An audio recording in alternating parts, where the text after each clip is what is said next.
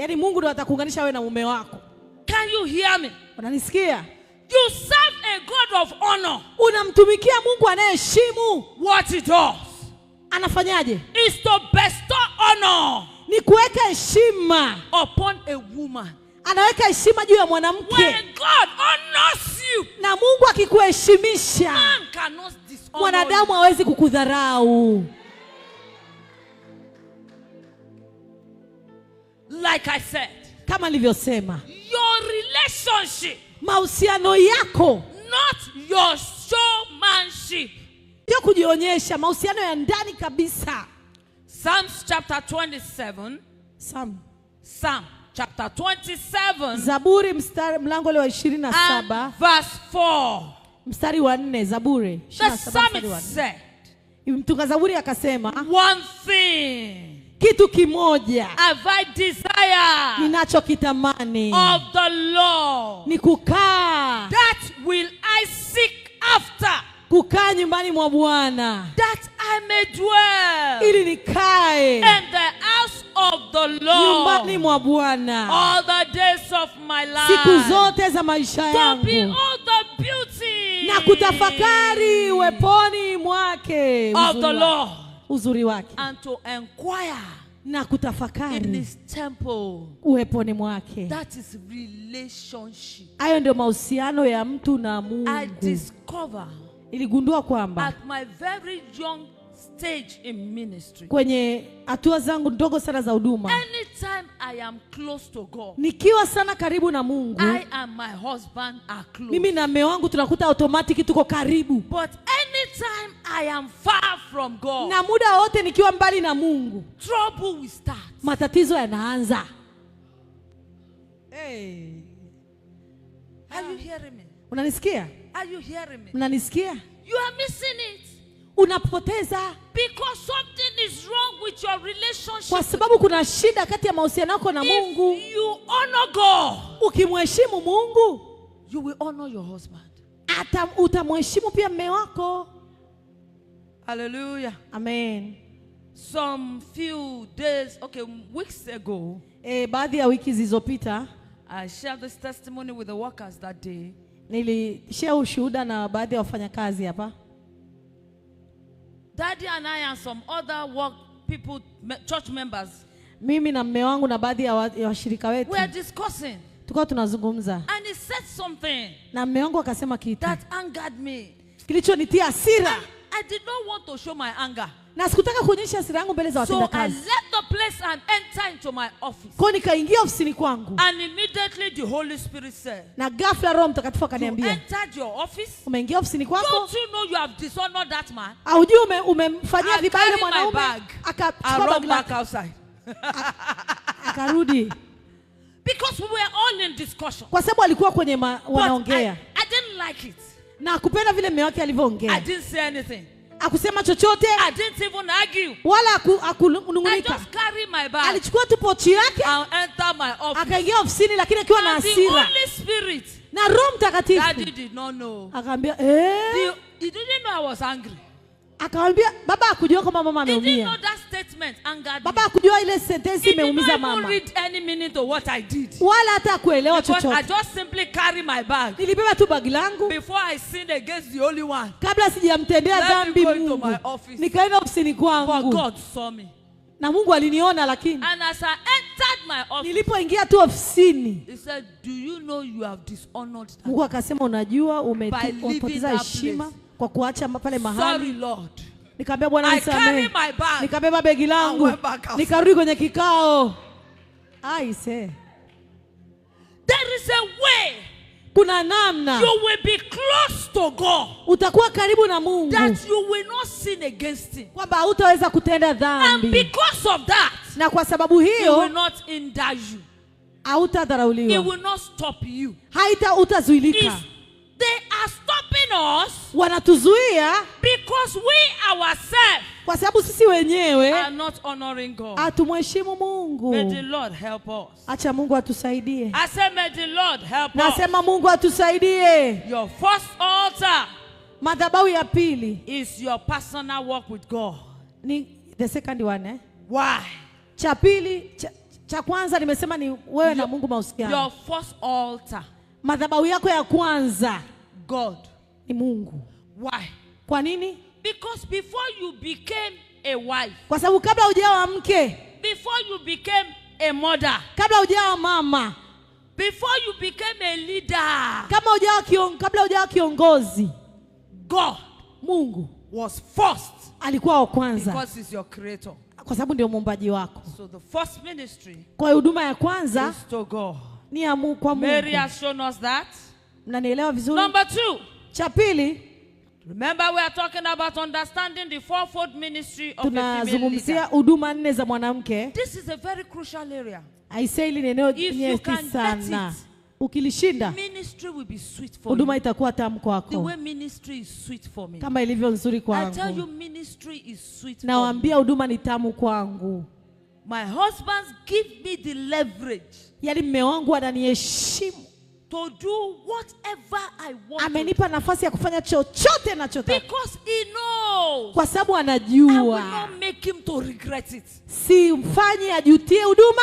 And I in turn, Na mimi accord him the honor. ninampa heshima. When we are in church, Tukiwa kanisani, I don't say darling. simwiti darling mbele za watu. I say daddy. Namwita daddy. He is my pastor. Maana ni mchungaji I'm wangu. not ashamed to say it. Na siogopi kusema. He knows more than I do. Anajua I'm ninachokifanya. not ashamed to say it. Sioni haya I kusema. ask him to lay hands on me. Namwambiaga niweke mkono kichwani. Because I know the grace of God in his Maana najua life. neema ya Bwana ipo juu yake.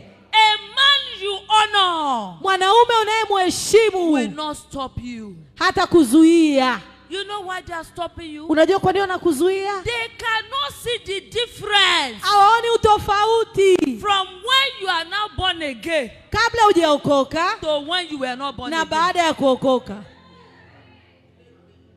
There is no difference. Hawaoni tofauti wa wale waliookoka na ambao hawajaokoka. The way you shout at him Unapopiga kelele is the way you are shouting. ndio hivyo ulikuwa unapigaga hata kabla hujaokoka. The way you disrespect him Unavyomwaibisha is the way you are still disrespecting. ndivyo hivyo ambavyo ulikuwa unadharau. When a woman have an encounter with God, Mwanamke akikutana na Mungu, my dear, rafiki yangu, even if that man is not born again, hata kama huyo mwanaume hajaokoka, you will fear God. atamwogopa Mungu wako.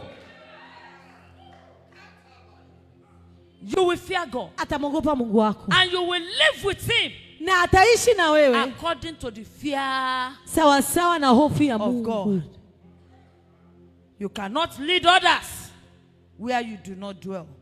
Number 2, I said, ministry to your husband. Huduma kwa ajili ya mume Your wako. second ministry. Huduma ya pili. What is your first ministry? Ya kwanza nimesema ni nini? Good. God. You are good students. Nyinyi ni wanafunzi wazuri sana mnakumbuka. Number 2, you know this is a class. Unajua hili ni darasa Number 2, Ya pili, you will not fail. hamtafeli You will not fail. Hautafeli In the name of Jesus kwa Christ. jina la Yesu. I told Apostle, Nilimwambia the mtume next phase kwamba wakati ujao of this church wa hili kanisa is all of you here ni nyie wote hapa being equipped mvalishwa mvikwe, with strength fire mvalishwa uwezo wa moto to go out wa kwenda nje and increase the work na outside. kuongoza kazi kule nje. Listen, Tuseme hivi, your light does not shine in the church. maisha yako yang'ai tu ndani ya kanisa, lazima yang'ai nje zaidi. Your light Maisha yako does not shine in the church. hayang'ai ndani ya You are born kanisa. again. I am born again. Nimeokoka. Our light is the same. Upako wetu ni Your sawa, light shines outside. maisha yetu yanang'aa nje. That's why the Bible says, Ndio maana Biblia you ikasema are the light of the wewe world, ni nuru ya ulimwengu, not the light of the church. sio nuru ya kanisa. Amen. Yes. Ndio. So if all our spirituality Kwa hiyo kama kiroho chetu is chote in the church alone, kiko tu kanisani, is in the church we behave kiko tu hapa ourselves, ndani, we are of all men miserable. sisi wote hatufai.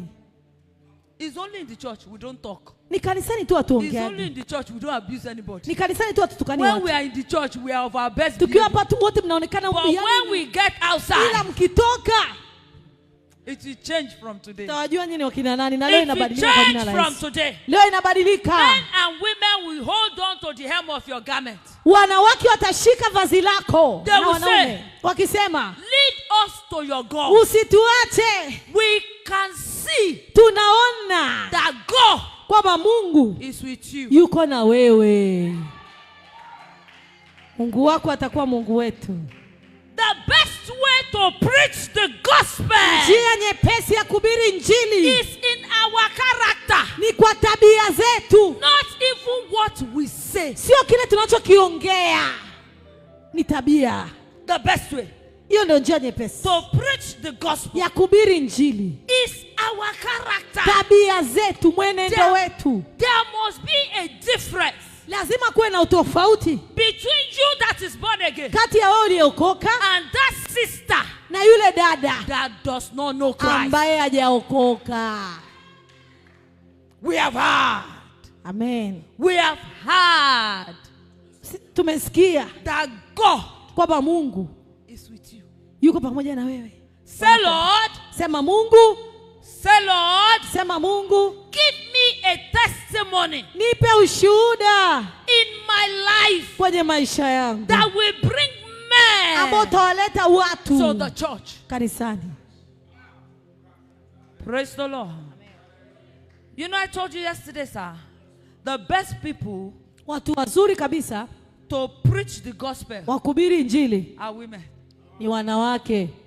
Now, look all in the scriptures. Angalia maandiko yote unayojua. Men are doing signs and wonders. Wanaume wanafanya The ishara na ajabu. apostles were doing signs and wonders. Mitume alikuwa anafanya ishara There na was ajabu. nowhere from Genesis to Revelation that they Hakuna mahali kuanzia mwanzo mpaka Ufunuo, from Matthew to Revelation Mathayo mpaka Ufunuo, that they said kwamba the walisema women were working signs and wonders. kwamba wanawake walikuwa wanafanya ishara na ajabu, Though they have power ingawa wana nguvu to work signs and za wonders. kufanya ishara na ajabu. But when it comes to Lakini ilipokuja influencing people to Christ, kushawishi watu, women carry number one. wanaume wameshika wanawake namba moja. Clap for Washawishi. Clap for yourself. Piga makofi kwa ajili I yako say clap mwenyewe. for yourself. Nasema jipigie I say makofi. clap for yourself. Jipigie makofi. When it comes to bringing people to church, Wanawaleta watu kanisani. women carry number one. Wanawake wamebeba namba I moja say kuja na clap for wageni. yourself. Jipigie.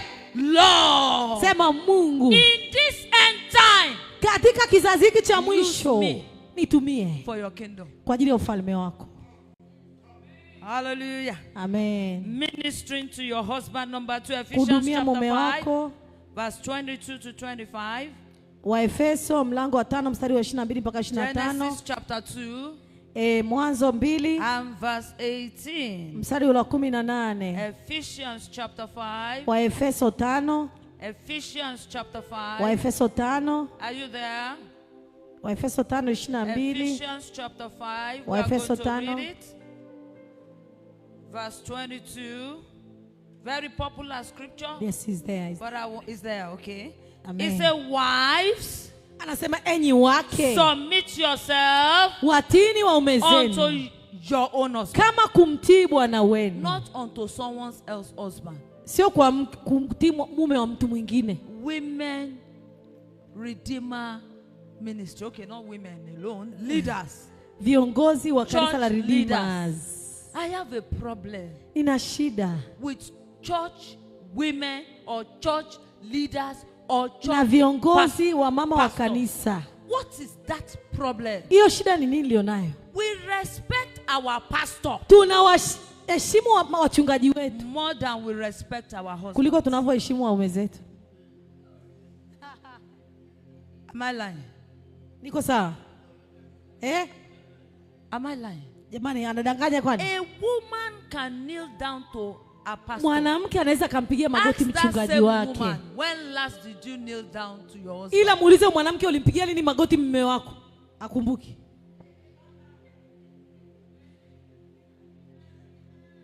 I didn't say you should disobey your pastor. Sisemi umdharau mchungaji What wako. I'm saying Nachosema ni hiki. Your husband is your first pastor. Mume wako ndio mchungaji wako wa kwanza. Even though you have other your pastor in the church is there. Hata kama una mchungaji na watu wengine. He is your first pastor. Ni mchungaji wako wa kwanza. The same way you respect your pastor kama in the church. Unavyomheshimu mchungaji wako kanisani. Respect your pastor in the house. Mheshimu mchungaji wako nyumbani ambaye ni mume wako. Because when the pastor in the house chase you out. Kwa sababu huyo wa nyumbani kwako akikufukuza. The pastor in the church will not take you. Huyo wa kanisani hawezi kupokea. Mama, will you take them? Mama ni uongo, utawachukua.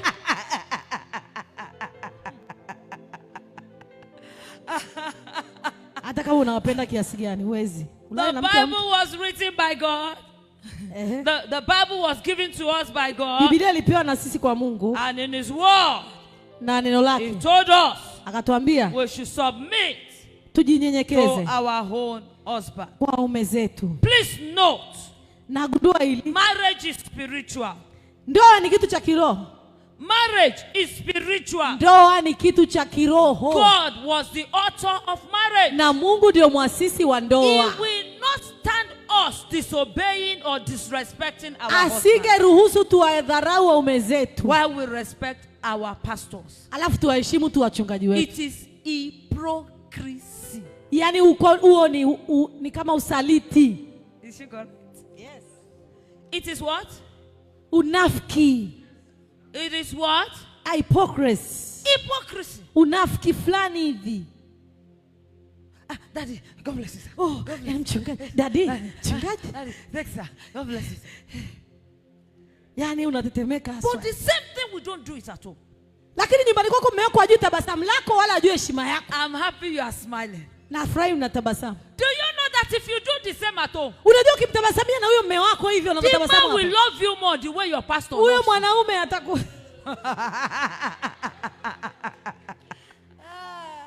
No, we are being truthful because we are leaders.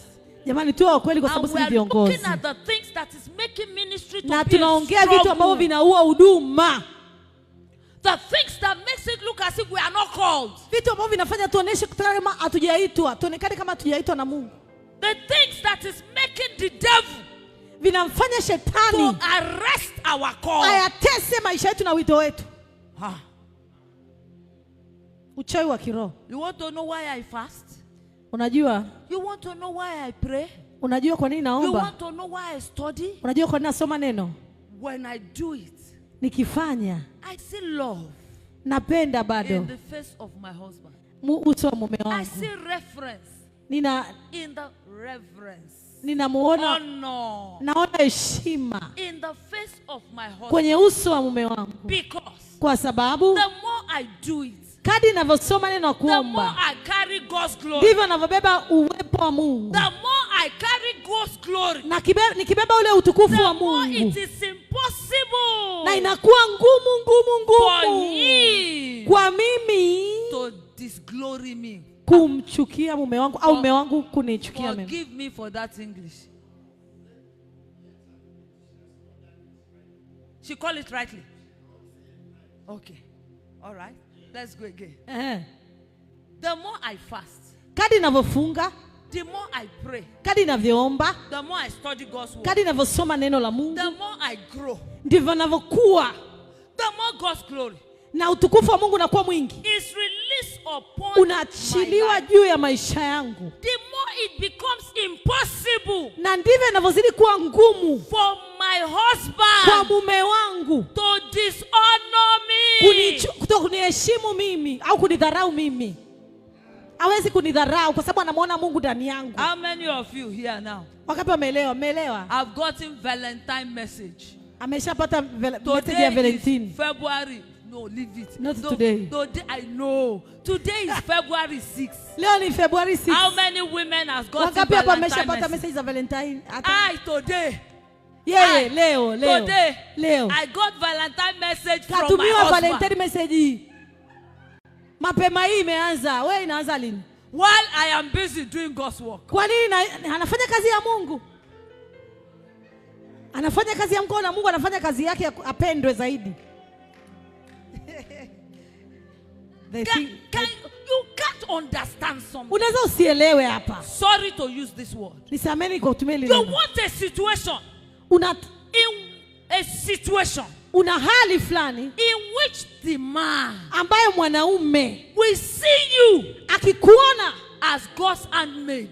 anaona kama kitu kilichotengenezwa na Mungu. Let your heart Acha moyo wako be knitted to God. unganishwe na Mungu, And the na man mwanaume will love you more. atakupenda zaidi kwa sababu anamwona Mungu ndani yako, akuoni wewe. When I received the message, Nilipopokea huo ujumbe wa Valentine, is today February 14?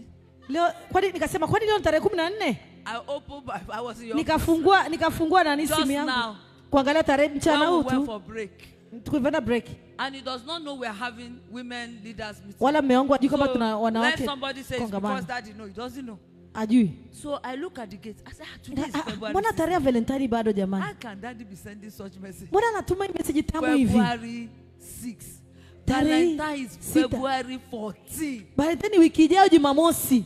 But the handmaid of God Kwa sababu ya Mungu. is doing the work of God. Mkono wa Mungu unafanya kazi, yeye anafanya kazi ya Mungu. How will not God Sasa jinsi gani ambavyo Mungu tear the heart asiruhusu moyo wa mume of wake your husband? umpende.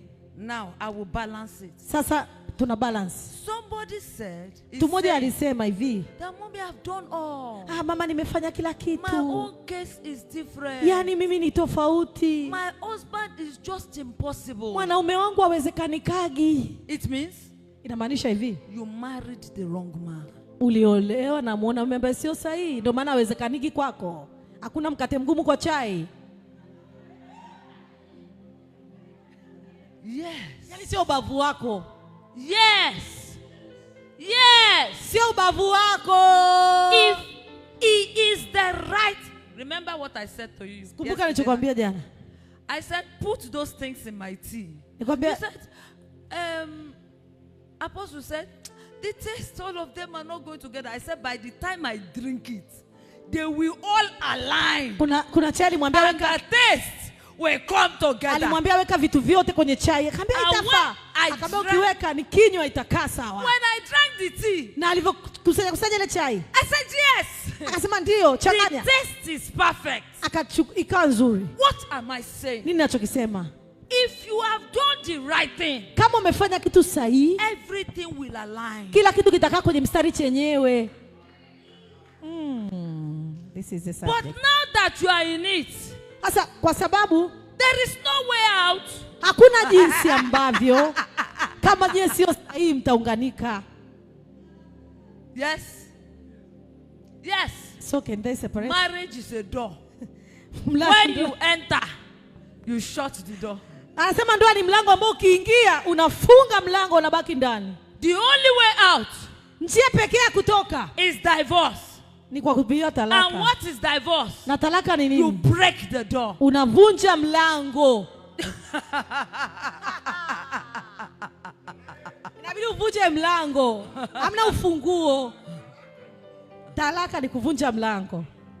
Talaka ni kuvunja nini? Na hakunaga ufunguo wa ndoa, ni mlango uvunjwe. Please, let me tell you this. Ngoja nikwambie hivi, God does not want divorce. Mungu hapendi So you talaka. ask God for grace. Kwa muombe Mungu akupe neema. Lord, give me grace Mungu nipe neema to be able to cope with this ya man. kuweza kumbeba huyu mwanaume. And by your relationship with God, Na mahusiano yako yakiendelea kuwa mazuri na the Mungu, marriage will turn to what you want. yanabadilisha vile ambavyo nataka No vibadilike. man will stop you. Hakuna mwanadamu In the atakunyamazisha. name of Jesus Christ. Katika jina la Yesu. In the name of Jesus Katika Christ. jina la Yesu. Number 3, Cha tatu, ministering to your children. huduma ya watoto wako. Remember, Kumbuka, our ministry is huduma zetu ni 4. fold. 4 ziko kwenye makundi manne. 1, Ya kwanza, 2, 3. children. To your children.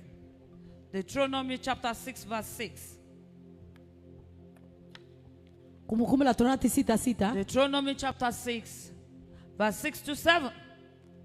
Motherhood is your God-given discipleship assignment. Kumbukumbu la Torati Motherhood. 6:6. Motherhood. I said Deuteronomy. Kumbukumbu la Torati 6:6. Deuteronomy. Yeah, it is there already. 6:6. Deuteronomy chapter 6. Yeah, it is verse there. 6 to 7. Uh-huh. And you must commit yourself wholeheartedly to this command I am giving you today. Na maneno haya ninayokuamuru leo yatakuwa katika moyo wako. Verse 7. It's a commandment. Verse 7. Deuteronomy chapter 6 verse 6 to 7. He said, repeat these commandments. Nawe uwafundishe Again. tena And again. na tena. To your children. Watoto wako kwa bidii. The commandments. Yani haya maneno. I am giving you. Hizi amri nazokupa. Repeat them. Wafundishe tena. To your children. Watoto wako. Only one time? No. Sio mara moja tu. Again and again. Tena na tena na tena. Talk about them. Akasema kuyasema uishipo. When you are at home. Katika nyumba yako. And when you are away on a journey. Na utembeapo njiani. When you are lying down. Na ulalapo. And when you are getting na up. ondokapo. What is God saying? Nini ambacho Mungu anasema? You are to disciple your children. Lazima uwasimamie watoto wako. The commandment I am giving you. Amri ninayokupa. Let it not die in you alone. Sio kwa ajili yako peke yako. The things I am teaching you. Vitu navyokufundisha. My words to you. Nataka wewe. It must not die on you alone. Yasifie tu ndani yako. You must be diligent. Lazima uwe na ufahamu. To commit them. Wa kuyafanya. To your children. Kwa kuyapa watoto wako. Again. Tena. And again. Na tena. The worst thing that can happen to you as a leader. Na kitu kibaya kinachoweza kutokea kwa kiongozi. Is to lose your children to ni the world. kuwapoteza watoto wako duniani. The worst thing. Hicho ni kitu kiovu And na kibaya. Satan knows this. Na shetani anajua. If there is any child, kama kuna mtoto yoyote, they are pastors' children. Wabaya ni watoto wa leaders' children. Watoto wa viongozi wa kanisa. The devil uses them to frustrate a leader. Shetani anawatumia kuharibu wazazi wao, kuwavuruga. Kwa nini? That is the only way he can distract you. Hiyo ndio njia pekee anaweza kukuharibu wewe, akimharibu mtoto wako. Did you see the children of Eli? Uliona watoto wa Eli? What became of them? Kilichotokea? Even in our world today. Hata kwenye dunia yetu leo. A lot of leaders viongozi wengi sana are losing their children to the world. Wanapoteza watoto wao duniani. The world will not take your children home. Dunia haitachukua watoto wako. You know why? Unajua kwa nini? We are too busy praying and fasting. Tuna mifungo maombi, hatuna muda na watoto. To disciple our children. Hatuna muda wa kuhudumia watoto wetu na kukaa nao na kuwalea. Do you understand it? Unanielewa? We are busy fasting. Tuko busy tunafunga. We are busy praying. Tuko busy tunaomba. We are busy every time. Don't carry your bag. Kila saa carry your bag. I'm going to church. Uko na Biblia yako nakimbizana. And most of the time, when we are coming to church, we leave them at home. Unawacha nyumbani unakuja kanisani. Am I correct? Niko sahihi? It's going to disturb me. She's going to disturb me. Wanasumbua bwana. Niko uweponi. We are building ourselves. Forgetting about the generation. Tunajijenga sisi na kusahau kizazi kilichoko nyuma yetu. But God said, ila Mungu akasema, this word I am commanding you. Neno hili nalowaambia leo. Repeat it again and again. Waambieni tena na tena na tena. To your children. Kwa watoto wenu. Because they are your continuity. Kwa sababu ndio mwendelezo wenu hao watoto. Wanaendeleza kizazi chenu. If the gospel die. Kama on our head. Kama injili ikifia kwenye vichwa vyetu. If the gospel, if you are the last Christian. Wewe ni Mkristo wa mwisho. In your home. Kwenye nyumbani kwako. We have failed. Utakuwa umefeli. Kama injili isipoendelea kwa watoto wako utafeli. Lazima wabebe injili watoto. As women, female leaders and male leaders. Sasa kama viongozi wa kike na wa kiume. It is our duty, not the duty of the church. Ni kazi yetu, sio kazi ya kanisa. Many of us, we commit the discipleship of our children to the church. Watu wengi tumeachia malezi ya watoto wetu yafanyike kanisani. God did not say so. Mungu hakusema hivyo. He said, what I am telling you. Anasema anachokuambia. You are the first pastor. Wewe ndio mchungaji wa kwanza watoto wako. Of your children. That's why ministry is frustrating for women. Ndio maana huduma hizi inamtegemea mwanamke sana. Our children are not in any department. Watoto wetu wako kwenye department yetu kanisani. And we call ourselves leaders. Tunajiita viongozi. Mtoto yuko kule nje. Wako za kanisani kama kiongozi. Up to now. Mpaka sasa hivi. That our daughter is a doctor. Msichana wao ni daktari. And our first son. Na mtoto wao kwanza wa kiume is a master holder. Ana degree ya pili. The two of them, wawili wao, when they come home, wakija nyumbani, laughter goes to play keyboard, mmoja anapiga kinanda, comfort goes to sing. mwingine anaimba. They are members of the choir. Ni washirika wa kanisa, waumini wa kanisa. Even though they are children of the general overseer, hata kama ni watoto wa mkuu wa they askofu, are members in the choir. ni waimba kwaya. Where are your children? Watoto wako wako wapi? Where are they serving?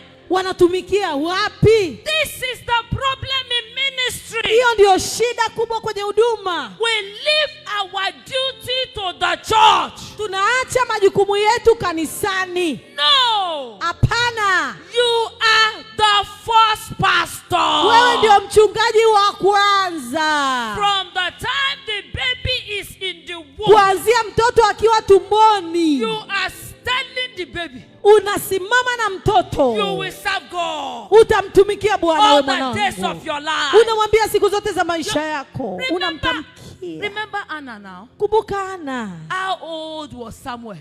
Jinsi gani Samueli alikuwa mdogo. When Anna took Samuel, Anna akamchukua Samueli and gave it, akampeleka madhabahuni, hekaluni kwa Eli. It took Samuel. Alimchukua Samueli. Not minding, because she has covenanted. Kwa sababu ameingia agano. That Samuel, kwamba Samueli, you will serve God. Utamtumikia Bwana. All the days of your life. Siku zote za maisha yako. Praise the Lord. Bwana Yesu asifiwe. Can you see where we need to create a balance? Unaona ni wapi tunatakiwa tutengeneze uwiano? And because we neglect them, na kwa sababu tumedharau, the devil helps us to train them. Shetani anatusaidia kuwafundisha. They will now become a problem on our head. Wanakuwa matatizo kwenye vichwa vyetu. Daughter of a pastor, binti wa mchungaji, is sleeping around. Analala na wanaume ovyo kanisani. Son of a pastor, fulani wa mchungaji, has become a Rastafarian. Amekuwa anavuta bangi. Don't blame them. Anavuta bangi. Don't blame them. Usiwalaumu. Let's blame ourselves. Tujilaumu sisi. The Bible says, wazazi wao, train your child Nimesema mlee mtoto in the way he or she will katika go. njia impasayo. And when na yeye they are old, atakapokuwa mzee, they will not depart. hata iacha hiyo njia. Train them. Wafundishe. The Bible says, Biblia inasema children, watoto arrows, ni kama mshale and the hand kwenye mkono of a mighty man. wa mtu mkuu. Wherever you shoot them, atakaposhuti ile mishale that's yake, where they will go. ndivyo itakapokwenda. But most times, Asa mara nyingi we shoot them late. tunawashuti mahali ambako sio They are sahihi. praying outside. Wanacheza nje. You are inside the church. Wewe uko ndani kanisani. Anointing has carried us away. Upako umetuchukua We are kabisa. not even diligent enough Hawana hata uwezo to say, tena. Samuel, sit down there. Uwezi hata kumwambia mtoto wako Samuel, njoo kaa Rebecca, pale. sit down there. Wewe kaa pale. Show me your note after service. Nionyeshe notisi zako baada ya May ibada. I pray for you Na kuombea. and for myself. Our children will not be source of Watoto distraction wetu hawatakuwa chanzo cha maangamizi in yetu. ministry. Amen. In the mighty name of Kwa Jesus jina Christ. la Yesu. You see that in 1 Samuel chapter 1 and verse 2. Samueli wa kwanza. Finally, number 4. La nne la mwisho sasa. Ministering to the church. Huduma kanisani. Ministering to the church. Huduma kanisani. Our fourth assignment. The fourth ministry. Hiyo ndio huduma ya nne. Ministering to the church. Kuhudumia kanisa. Ephesians 4. Waefeso 4 mstari wa wa 11 mpaka wa 12. 1 Peter chapter 5 verse 2. Waraka wa kwanza wa Petro 5 mstari wa We 2. have a part to play Tuna nafasi ya kufanya in the development kwenye kukua of the church. kwa kanisa. I will not talk too much on that Sitaongea sana because our mommy, kwa sababu mama yetu Mrs. Solomon, mama yetu Mrs. Solomon spoke so much aliongea sana asubuhi about that. kwa habari ya hilo. You have an assignment, Una kazi a part to play. na una nafasi ya Never wajibu wa kufanya. forget Usisahau that our children are watching us. kwamba watoto wetu wanatutazama. When we as leaders, Sisi kama we viongozi go back home, tunaporudi nyumbani grumble about church leadership. tukiwasema vibaya wachungaji, viongozi, We are involved with gossip about church leadership. tunasema umbea kuhusu washirika They na are wachungaji. hearing. Wanasikia watoto, They are hearing. wanasikiliza, At the end of the day, na mwisho wa siku they will hate church. watakataa kanisa, watachukia kanisa, Do you understand? sababu wanasikia habari mbaya za watu walioko kanisani kutoka kwako. They will end up hating church Wataishia kuchukia kanisa lako. because they will say, Watasema, "Which church self? kanisa lipi sasa When hivi? mommy comes back, Lile ambalo mama and anaendaga." daddy, they will abuse pastor. Wanamsema They will mchungaji, abuse mama pastor. wanamsema mama mchungaji They will vibaya, abuse the deacons. wanasema They will wazee wa abuse the kanisa, deaconesses. wanasema What example are they showing hasa us? mfano gani We are wanatuonyesha? tired of church. Hatutaki ile kanisa. Those things Hayo mambo are negative legacies ni mambo mabaya we maovu are living for our children. ambayo tunayaweka kwa May watoto God wetu. help us Mungu not to atusaidie give them negative. tusiwape mambo negative. As Kinyume, leaders, kama viongozi let's not lead from the chair. tusiongoze kutoka kwenye kiti, Let's lead by example. tuongoze kama mfano. Sio kiti ulichopewa cha uongozi, ni mfano. Kuwa mfano wa kuigwa. Do you understand what I'm saying? Mnanisikia eh? Don't lead. Don't just sit down as a leader Usikae tu hapo kama kiongozi and give instruction. na kutoa tu maelekezo, wewe fanya Let's hivi. lead by example. Tuongoze kwa kuwa Let people mfano. see what to follow. Watu tuone, And watufuate. God will help us. Na Mungu atatusaidia. Always remember Mara zote kumbuka your private faithfulness ule uaminifu wako wa binafsi will show in your utajionyesha public assignment. nje na watu wataona The nje. proof of your faithfulness to God Kipimo cha uaminifu wako kwa Mungu is in your assignment. ni iko katika ile kazi iliyopewa na In Mungu the kufanya church. kanisani. Ministry is not escape route from home. Huduma sio kitu cha kufanya ukimbie nyumbani kwako. Church is not a substitute for your family. Kanisa sio kigezo cha kuacha wewe uache nyumba There yako. must be a balance. Lazima ubalansishe mambo. Uwepo nyumbani na uwepo kanisani. Praise Utunze the Lord. watoto na utunze kanisa. Praise the Bwana Lord. Yesu asifiwe. Let's look at keys to creating a balance and maintaining balance. Tuangalie funguo za kutengeneza huo uwiano. I will just list them 1, 2, 3, 4. Itazitaja tu 1, and 2, 3 utazielewa. Keys to creating and maintaining Funguo balance. zinazotengeneza uwiano katika maisha. Keys to creating Funguo and maintaining balance. za kutengeneza na kuweka uwiano Number kae one. sawa. Wa kwanza, Put God first, mweke Mungu wa kwanza not ministry. na sio huduma ya kwanza. Put God first, Mweke Mungu wa kwanza not ministry. na sio huduma ya kwanza. Number 2, Cha pili, recognize tambua and respect seasons. na iheshimu majira. There is time for Kwamba everything. kuna majira kwa kila kitu chini ya jua. Ecclesiastes chapter 3 verse 1. Mhubiri 3 mstari wa kwanza. Time for everything. Majira na wakati kwa kila Time kitu. to cook.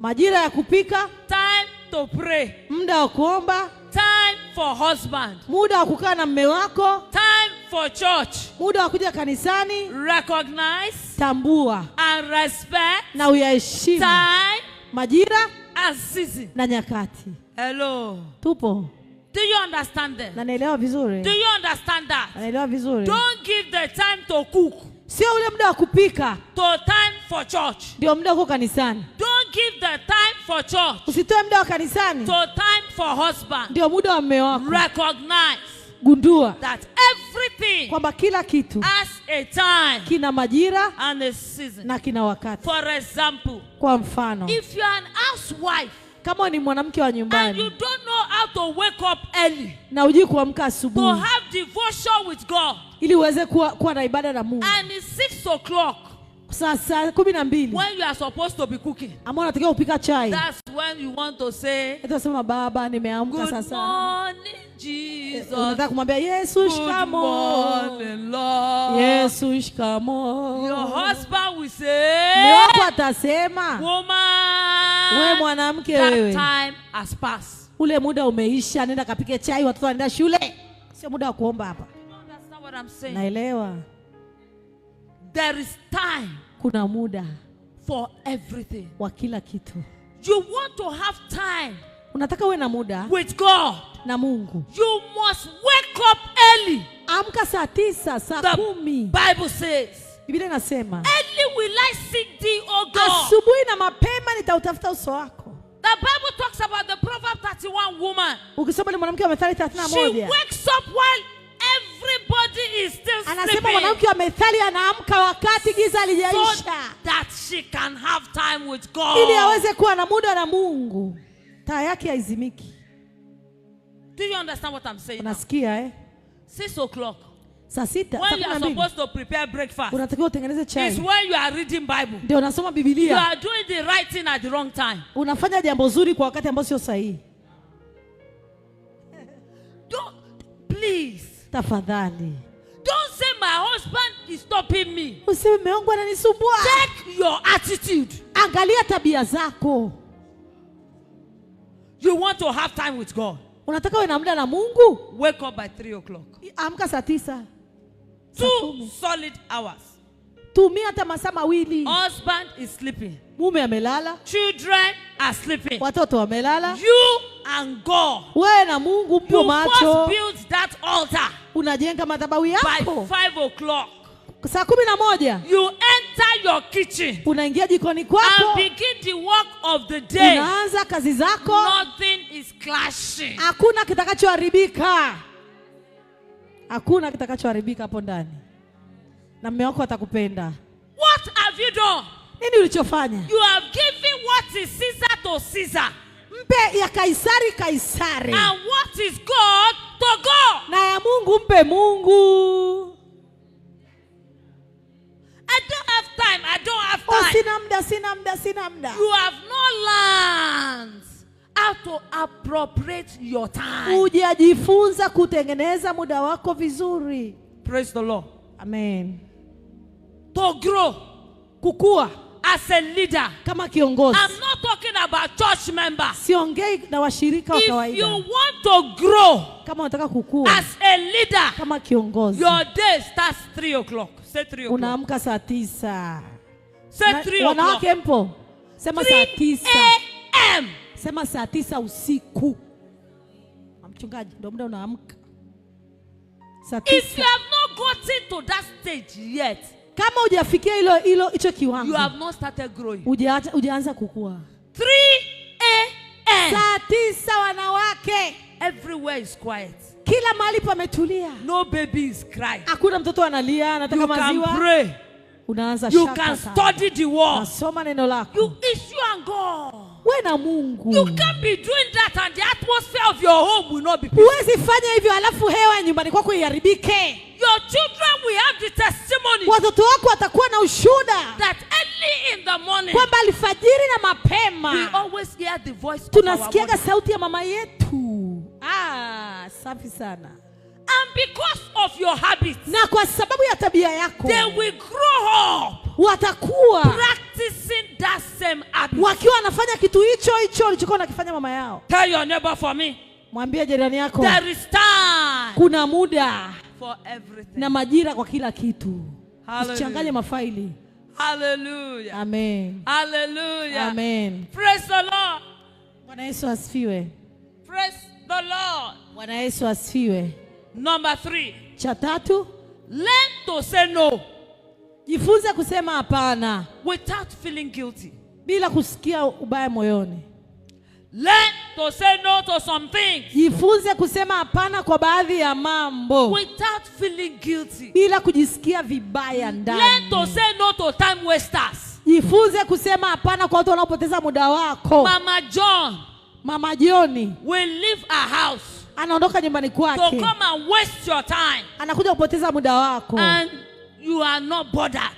na wewe hujali. The time you should pray, Muda unataka the kuomba, time we should study, muda ambao unataka we kusoma, are busy about other people's business. uko busy unaongea mambo ya A watu na Mama Joni. leader cannot grow like that. Kiongozi hawezi kukua namna hiyo. Learn to say no Jifunze kusema to hapana wasters of time. kwa wapoteza muda wa maisha Learn to yako. say no Jifunze kusema to people that hapana will turn you against the kwa church. watu ambao wataongea kinyume na kanisa lako. Learn to say no Jifunze kusema to hapana people that will turn you against your family kwa watu watakao kuja kinyume na familia yako without feeling guilty. bila kujali. If that is why you have come here this morning, Ndio maana tuko hapa asubuhi ya I'm leo. busy. I am busy. Unamwambia niko busy, tafadhali We mkija will kwangu meet in asubuhi. church. Niache. We will meet in church. Tutakutana kanisani. What have you done? Without feeling guilty, Je, you have utajisikia vibaya removed kutokuongea time naye? wasters Achana na watu wanaopoteza muda from your home. na usijisikie vibaya. Number what are we? Number 5. 5. Communicate openly with your husband. Tengeneza mawasiliano yako mazuri na Let mume there be open wako. communication. Kuwa na mawasiliano ya wazi. We are talking about how to create and maintain balance. Tunasema jinsi ya kutengeneza uwiano. Communicate openly Ongeeni wewe na mume with your wako. husband. Kweni mna mawasiliano. Amos chapter 3 verse 3. Amosi 3:3. Can two walk together Wawili wenu wanaweza kwenda pamoja except there is agreement? wasipopatana. There is a way you will present your case. Kuna jinsi unaweza kumwambia mume wako jambo pamoja. The kingdom of God Ufalme wa Mungu will move forward utasogea mbele together. pamoja. The kingdom of God Ufalme wa Mungu will spread utaenea over all nations, kwenye over mataifa, all kingdoms. kwenye mafalme, In the name of Jesus, katika jina la Yesu. say, Father, Sema Baba, we receive divine enablement, tunapokea divine enablement uwezo wa kiungu to do more wa kufanya for your zaidi kingdom. kwa ajili ya ufalme In wako, Jesus' mighty katika name. jina la Yesu. Amen. Amen. You will not be tired of this race. Usichoke kwenye hii In neema, Jesus' mighty name. kwa jina la Yesu. Please, let's be comfortably seated. Sasa unaweza ukakaa kabisa vizuri. Once again, we are welcome Tunawakaribisha tena to this Women Empowerment Conference kwenye hili kongamano kubwa la wanawake of Redeemers Assembly la Tanzania. kanisa la Redeemers Assembly Tanzania. One thing is for sure.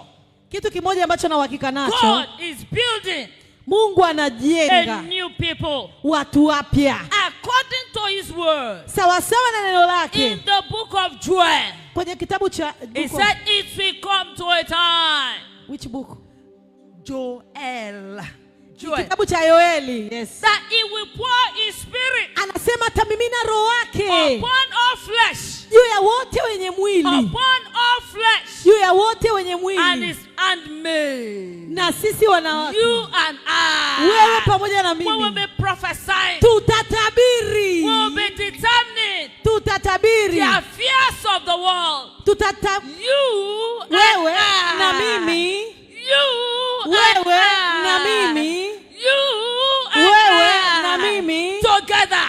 pamoja We will be turning around the tutabadilishwa kingdom of the world na ufalme za to the dunia kingdom of God. utakuwa ufalme wa The Mungu. Bible says Biblia the inasema kingdom of this world ufalme wa dunia has hii become the kingdom of God. utakuwa ufalme wa And Mungu, He shall na reign atatawala forever milele and ever. na milele. The kingdom of this world, Ufalme wa dunia the hii, land of Tanzania, nchi ya will Tanzania become itakuwa ya the kingdom of God. itakuwa ufalme wa Mungu, And God na Mungu shall reign atatawala over this land, juu ya nchi hii, over your ministry, juu ya huduma yako, over your area, juu ya eneo lako, over your local government. juu ya kijiji chako, Not just once, sio mara moja, but forever. ni milele, but forever, ni milele, but forever, ni milele, and ever, na milele, forever, na milele, and ever, na milele, forever, na milele, and ever. na milele. Say Tanzania. Sema Tanzania. Say Tanzania. Sema Tanzania. Here we come. Tunakuja. The new move Uamsho of the mpya Spirit of wa God Roho Mtakatifu upon our life. uko juu ya maisha yetu. Nations will hear us. Mataifa yatatusikia, Kingdoms will celebrate us. falme zitatushangilia, We will win souls. tutavuna nafsi, We will deliver men. tutafungua We waliofungwa, will enrich kingdoms. tutautia nguvu ufalme wa Mungu kila mahali. The kingdom of God Ufalme wa Mungu upon the planet Earth uko juu ya shall dunia be moved na utasonga mbele into a new realm. kwenda kwenye viwango In the vingine name of Jesus. katika jina la In Yesu, the name of Jesus. katika jina la Yesu. Say Lord. Sema Bwana, Say Lord. sema Bwana, Say Lord. sema Bwana, Use me nitumie for your glory. kwa ajili ya utukufu wako. Did you hear me? Umenisikia? Say Lord. Sema Bwana, Use me nitumie mimi for your glory. kwa ajili ya utukufu wako, In the name of Jesus. kwa jina la Yesu. After this convention, Baada ya kongamano no hili, man will be able to hold you back. hakuna mtu atakurudisha nyuma tena, Not even the tradition of the land. yaani hata yule wa kijijini kwako Not hata even your kushikilia, husband. hata kushikilia. Nothing. Hakuna chochote, Nothing. hakuna chochote. Absolutely nothing Nasema hakuna will chochote hold back kitakacho the kushikilia power of God nguvu ya Mungu upon your life. iliyo juu ya maisha In the yako, mighty name of Jesus. kwa jina la Yesu. Say, Satan, Sema shetani, wait for me. nisubiri pale, Wait for me. nisubiri pale, I am coming. ninakuja. When I am empowered, Nikishapokea nguvu, when I am empowered, nikishapokea I will nguvu, deal with you. nitakushughulikia ipasavyo. Hallelujah. Amen. You know, in the hotel room yesterday, I was calling the strong man of Tanzania. Where are Alikuwa hotelini jana usiku, akawa anamuita mwenye nguvu wa Tanzania, we uko wapi? you? Strong Yaani man yule mkuu wa anga of Tanzania. wa Tanzania, Where are you? uko wapi? Because I needed to kill him. Nilikuwa nataka kumuua. I was looking for him Nilikuwa namtafuta yesterday night. usiku And I jana. said, peradventure, Nikasema, you will just come to my hotel. yaani ukija tu kwenye hiyo hoteli yangu. But he did not come Hakuja until I woke up this mpaka morning. nikaamka asubuhi sijamuona. Hallelujah. Amen. Hallelujah. Amen. No power will trample you under foot. Hakuna nguvu itakuweka chini ya miguu yake. No power. Hakuna nguvu. No power. Hakuna hiyo nguvu. No power. Hakuna hiyo nguvu Stop the grace of God ambayo iko juu ya neema ya Mungu, upon your life. juu ya neema ya Mungu iliyo juu ya maisha yako. If no power Na kama hakuna nguvu can stop Pastor Judith, iliweza kumzuia Pastor Judith, no power hakuna nguvu can stop Reverend Joy. inaweza power kumstopisha can Reverend stop Joy. Hakuna itaka kustopisha wewe. Forget all those stories. Sahau hayo story In zao. Tanzania, they don't value women. Ajua Tanzania, After this program, baada ya programu hii they will value you. watakuthamini.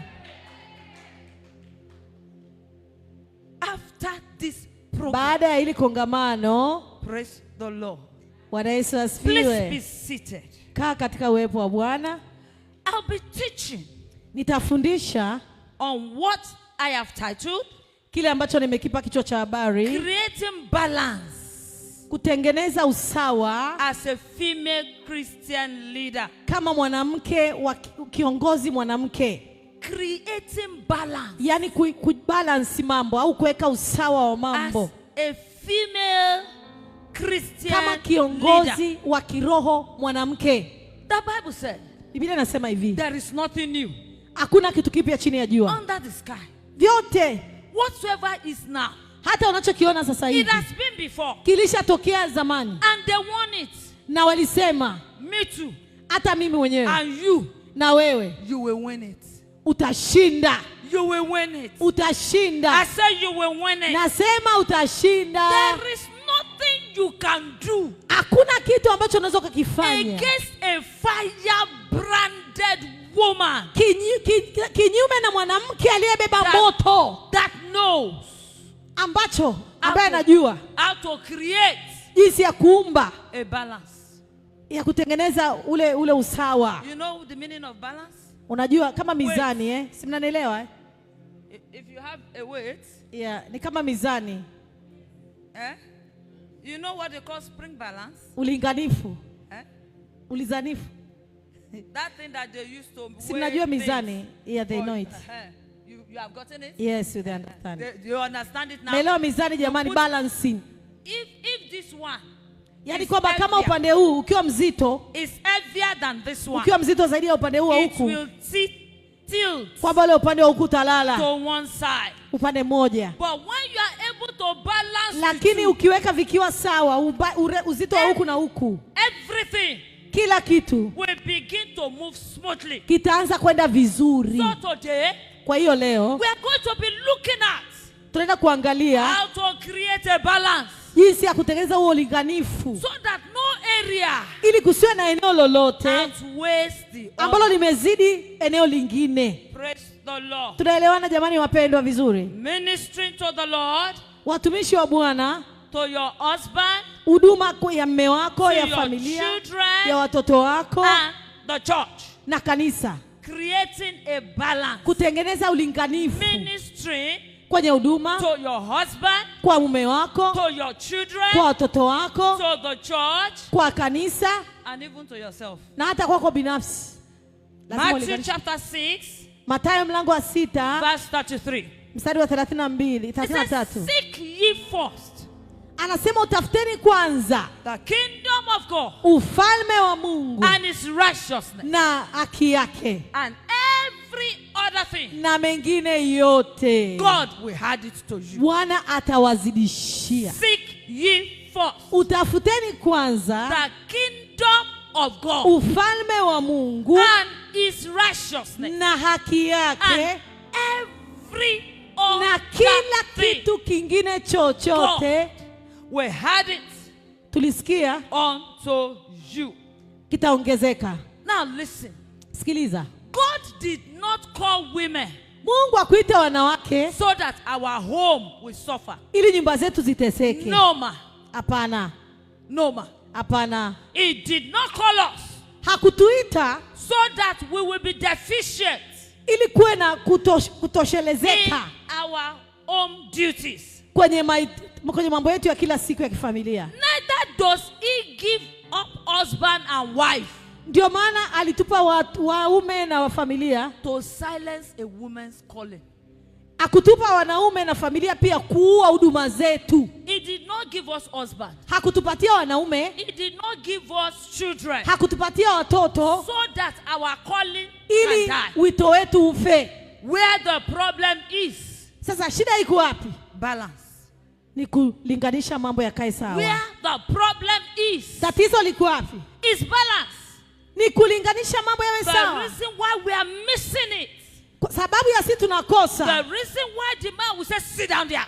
Kwa sababu ya mwanaume kuambia kaa hapo. Is because there is no balance. Ni kwa sababu una ulinganifu wa mambo. When we allow our husband tukiwaruhusu waume zetu to feel that we have chosen ministry more than him, waone kwamba tunaipenda huduma kuliko wao, he will exercise his authority as a man. Lazima mwanaume aonyeshe ni mwanaume. Praise the Lord. Amen.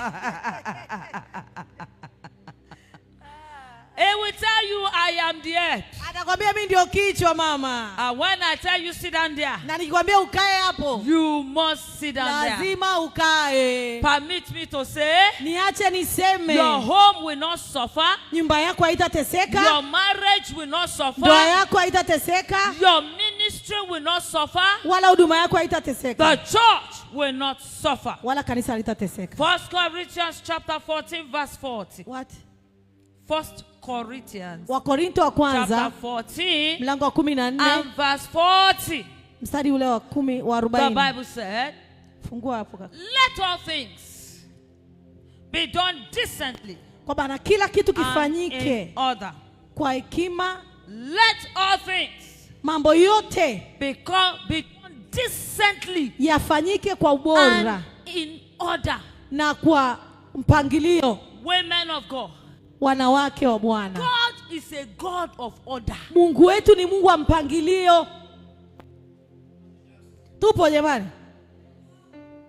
If he's not a God of order, kama sio Mungu wa then he mpangilio, will have created everything one day. angeumba kila kitu siku moja. But if you look at creation, Lakini ukiangalia uumbaji, day one thing. siku ya kwanza akaumba kitu Day kimoja. two, another thing. Siku ya pili akaumba kitu Day kingine. three, another thing. Siku ya tatu akaumba kitu And kingine. when he felt, Na alipohisi he has created everything man kwamba needed. ameshaumba kila kitu, He now said, akasema let us create man. sasa tumfanye mtu. He created man last Akamuumba mtu so that everything that man needs ili kila kitu mtu will anachokitaka be available. kipatikane kwake. God Mungu is a God ni Mungu of order. wa mipango. Let everything Kila kitu be done decently kifanike vizuri and in order. na kwa utaratibu. If you see a home that is crumbling, Ukiona familia inayong'ang'ana, there is no order. hakuna mipangilio If you mizuri. see a church that is crumbling, Ukiona kanisa linalong'ang'ana,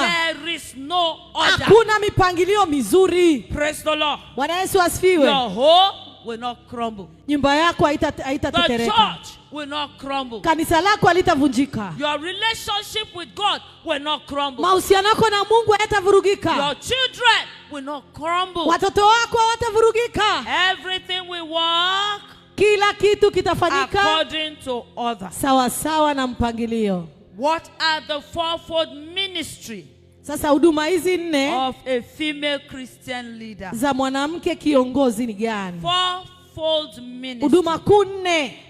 Fourfold 4 andika hapo. ministry Huduma 4 of a female minister. za mwanamke ambaye ni kiongozi. Ni huduma gani hizo? I'm talking about 4 areas Anazungumzia maeneo 4 that is needed ambayo yanahitajika in our ministry kwenye huduma zetu for there to be balance. ili kuwe na uwiano. Each of them is a ministry. If Each of this area, each of this kila area hiki tunachozungumzia ni huduma, is a ministry. ni huduma, And the 4 na hizi 4 must align lazima zikae pamoja for our life kwa ajili ya maisha to yetu be balanced. yawe vizuri. Number 1, Cha kwanza, ministering to the Lord. huduma ya kumhudumia Mungu. Ministering to the Lord. Huduma ya kumhudumia Mungu. Luke chapter 10, Luka 10 verse 39 to 42. mstari wa 38 mpaka wa 42. Told us a very wonderful story. Yesu alikuwa anaongea story nzuri sana hapa, And it concluded, na ikasema one thing is needful. One thing kitu kimoja is needful. kinachohitajika sana. You know the story. Unajua hiyo habari, mnaijua, Mary and Martha. kuhusu Maria na Martha. Mary Praise na the Martha, Lord. mnaijua ile ya Lazaro ile. Luke chapter 10, Luka 10 verse 39 mstari wa to 38 42. mpaka wa He 42. said one thing Akasema kitu kimoja is needful.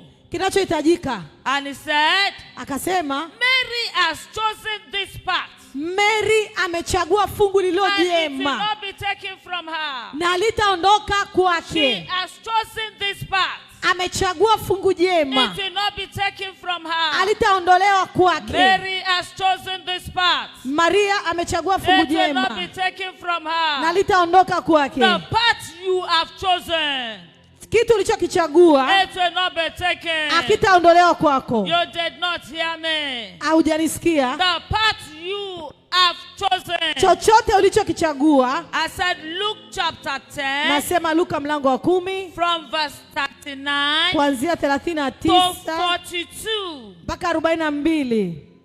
Praise the Lord. Amen. And in verse 42, Na ile mlango wa 40 he mstari wa 42 concluded, alimalizia kwa kusema Mary has chosen the good part. Mariamu amechagua fungu lililo jema. Why Martha was running around, Wakati Martha alikuwa anazunguka jikoni akikimbizana, Mary chose the Lord. Mariamu akakaa miguuni pa Yesu. Your first ministry Huduma yako ya kwanza is to the Lord. Ni kwa Mungu. Is to the Lord. Ni kwa Mungu. Are you hearing me? Unanisikia? I know you are excited, you are shouting. Najua unapiga makofi, unafurahi. It is not to intimidate your spouse. Sio kumshusha mume wako au mwenzi wako. Are you hearing me? Unanisikia? It's not to intimidate. Oh, we are the only one. Wewe ndio mwanaume pekee dunia nzima, hata Mungu hajakufikia. Come and prepare food. Njoo pike. Alikwambia njoo upike chakula, ramasakayanda, yaani uko biguni I am with the Lord. Una muda wa kupika, unamsikia Mungu. By the time Satan finish, yaani ukimaliza shakarabaka yako hapo, you will know you are not with the Lord. Yaani utajua uko na Mungu, uko na kitu kingi. Because that same God you say you are with, Mungu huyo ambaye anasema uko naye, he will shake his head. Hata sema hivi, huyu mtoto jamani, my daughter is behaving without yaani binti yangu anaanza kuwa kichaa. Yaani Mungu mwenyewe anakushangaa. Remember I said, kumbuka nimesema hivi, it must be a balance. Lazima kuwe na uwiano. But your first ministry, lakini huduma ya kwanza is with God. Ni ya kwako kumhudumia Mungu. What do I mean? Sio mtu mwingine. Your relationship with God. Yaani mahusiano yako na Mungu wako. Not your showmanship. Yaani yanaonyesha wewe na Mungu mkoje. Did she get it? Your relationship with God. Mahusiano yako binafsi wewe na Mungu. Not your showmanship. Sio yale mahusiano yako na watu. Maybe like Deborah. Kama Deborah, you married a small husband. Ukaolewa na mwanaume mdogo. They call his name Lapitod. Alikuwa na mwanaume mdogo. Lapitod means small man. Yaani mwanaume mdogo anaitwa Lapitod. But how was this woman? Sasa huyu mwanamke alikuwaje? Able to balance ministry. Anaweza kuibalansisha huduma with a relationship. Na mahusiano yake with a small husband. Na kale kama mwanaume kadogo. And he did not stop her. Na haikumzuia kuwa Deborah. If your husband is stopping you, kama mume wako anakusumbua, check your relationship with God. Tengeneza mahusiano yako na Mungu. Something is wrong between you and God. Kuna shida kati yako na Mungu. Mazuri. Nasema tumpe Yesu makofi mazuri. Just clap your hands to God. Nasema tumpe Yesu makofi mazuri. Give God praise. Hallelujah. Hallelujah. Tumempa Yesu makofi mazuri. We have given Jesus our hands, clap hands. Wangapi wanasikia tumshukuru Mungu? How many feel like we have to thank God kwa kila ambacho ametupa? For what he has given us. Kwa yale matengenezo. For the repairing. Baba asante. Father, thank you. Kwa hili neno la wakati. For the right time word. Tuna wamama wengi hapa. We have many women here. Bako kwenye stage ya kuwalea watoto. They are in the stage of bado watoto wao wako kwenye himaya yao. Their children are with them yet. Inua sauti yako, anza kumshukuru Bwana. Just give him praise, say thank you Lord, thank you Lord. For what God has given us today. Oh, mwambie Baba asante. Tell God thank you. Kwa siri hizi adimu. For the secret that you have given us. Baba tunakushukuru. Father, we thank you. Pokea sifa Bwana. Receive the praise. Kwa yale ambayo umetenda. For all what you have done. Kwa yale ambayo umetupa. For all what you have given us. Kwa haya maongeo. For everything. Baba tunakushukuru. Father, we thank you. Katika jina la Yesu. In the mighty name of Jesus. Na wote tuseme and amen. Everybody say amen. Wow. Amen. Wow. Wow. Mama Mafongo. Hii sinafaa kutoka Mbeya kuja kusikiliza. This is very important. Hii sinafaa. Yes. Hii sinatosha. This is good. Na uliote ufike hapa. Amen. Wow. Wametuweka sawa. She has aligned us. Kuna watu wanalaumu kanisa. There are people who are complaining about the church. Wengine wanalaumu biashara yao. Others they are complaining about their business. Wengine walivooleka tu. Others after getting married. Alikuwa na bidii ya kutumika. They are serving God very faithful. Akapata ndoa. But after the marriage. Kaja uzito kakaja. And the pregnancy came. Katoto kakaja. The child came. Katoto kamemwangusha chini. Then the child now has make you to go down. Wametuambia sasa tuende kwenye mizani. So we are supposed to balance. To balance. To balance. And I like the way Mama began. Na nimefurahi vile alivyoanza. Kumbe the balancer. Kwamba huyo mizani mwenyewe anayeweka mizani. It begins, the balancer is God himself. Inaanzia kwa Mungu mwenyewe. Because when you don't begin from the balancer, Kwa sababu usipoanza kutoka kwake yeye, on the other side will huku balance. chini lazima uvuruge tu. So the way mama began, Kwa mama alivyoanza, ah, amemaliza salama. Bwana asifiwe. Amen. Mom, tomorrow after we have dealt with our children tomorrow, Kesho baada ya kudili na watoto wetu asubuhi, we beg, tunakuomba this thing you must not go with it. hichi kitu hutaki kuondoka nacho hapa. It will have part 2. Kitakuwa na pati tu yake. Wangapi wanasema hivyo? Wangapi wanasema? Mom, you're being viewed all over. You see, Our everybody pages. wants the second edition of this. Amekataa. I'm telling you. So the impartation, in fact, while we are sitting there, Na tukiwa tumekaa pale, I want to tell my wife, nataka kumwambia mke wangu, please, tafadhali, I want to help you. nataka nikusaidie mke wangu. This woman must not, I'm sorry to think aloud. Samahani, nawaambia vitu vya ndani sana. This woman must not go to Nigeria Huyu mwanamke asirudi Nigeria until you have swallowed her everything. mpaka umeze kila alichonacho ndani yake. If your members don't understand her, Yaani kama wamemba zetu hawajamuelewa, she will take you globally. yaani wewe utaenda kimataifa. She's carrying a heavy thing. Amebeba kitu I kizito. wanted to tell her she's carrying heavy. Watakwambia amebeba kitu You kizito. know, you can look at a Wewe person unaweza kumwangalia tu hivi and know her in the spirit. na ukamjua katika ulimwengu wa roho. I want to submit today. Nataka I never knew her. nataka niongee ukweli, nilikuwa simjui mwanamke. I've just known her now. Nimemjua sasa hivi nikiwa nimekaa hapa. The stature she's holding in the realms. Yaani kwenye ulimwengu wa roho ni mkubwa. So, Kwa hiyo I'm going to my member, first member. sasa first member I'm going to my first member church. anaenda kwanza kwa mke wake ambaye ndio muumini wake wa kwanza hapa kanisani, Be very careful. kwamba uwe makini The way you are going to position yourself. unavyoenda kujiweka. I don't know why I'm leaking this thing, Sijui kwa nini naunganisha hichi kitu, but it must have out of a very great laugh. lakini lazima This is for private matters. hiki ni But cha sirini, I brought it public. ila nimekileta hadharani. If we'll allow this woman, Kwamba ukimruhusu mwanamke, you have been in how many women meeting? Have you ever seen this kind of weight? this is fire my friend, this is fire. I'm telling you, there are men and women who are not even go to your YouTube, Facebook. You not see Mama Joy Ayola. You not see her. Nenda hata mtandaoni utamwona mama I was mitandaoni. telling people, she said, which YouTube, which? Alivyokuwa anawaambia watu, anambia hebu tuonyeshe page yake tufuatilie tuone ni mtu wa I namna said, gani. not everybody. Anasema not sio kila checking the mtu world yuko is in YouTube, Facebook. sio kila mtu. Kuna watu wamefichwa kwenye They vichaka, are, the world changers wanabadilisha dunia, who are not in the Facebook. ambao wako YouTube, wako Facebook, Nenda. wako TikTok. Can you feel this weight here? Unaweza ukasikia uzito hapa. And this just devil is in trouble. Na huu ni mwanzo tu, bado tuko kwenye nani, kwenye uchumba, hatujaingia kwenye ndoa. This evening, Usiku wa jioni ya leo by around 5 now, saa 11 another fire is just about moto mwingine utawaka to hapa, hit the altar utawaka hapa, in continuation of yesterday. ambao utaendeleza kile cha jana alichokianzisha. And I'm so excited that our interpreters now, it's like they have connected. Na nafurahi kwa sababu sisi watafsiri tumeshaanza kujua lugha yake, sasa tunamuelewa. Jana tulikuwa They are tujamuelewa, bonded. So I'm so excited tumeshaunganishwa mioyo, that everybody will be kwa understanding. kila mtu ataelewa kinachozungumziwa hapa. So even if she repeats yesterday's message Hata kama akirudia ujumbe ule ule wa jana, that I know so many people never understood, maana jana kuna watu walikuwa bado hawajamuelewa elewa, my PA got the message very well. lakini My PA, personal assistant wake alipata ujumbe vizuri sana, and he was preaching back to me na akawa anamhubiria tena the depths.